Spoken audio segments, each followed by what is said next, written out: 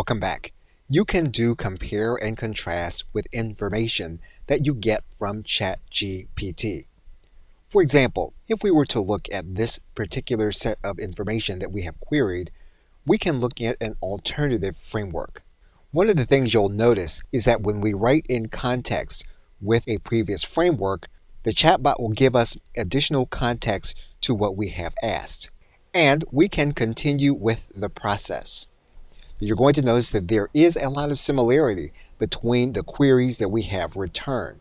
And one of the things that you may recall from a previous video is that in some cases, ChatGPT will make a leap in the information that it provides. And so you will need to make sure that you are finding references to verify the information that you are determining. So in this case, what we're going to do is we're going to combine the four contexts into one context. And we are going to click Enter. And as has been demonstrated in previous videos, we can then ask for specific references. And again, ChatGPT does remember the context in this particular chat area. We are now going to click Enter.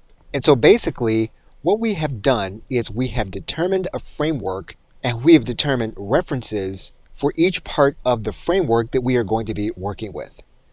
Okay, so with that, thanks, and I will see you in another video.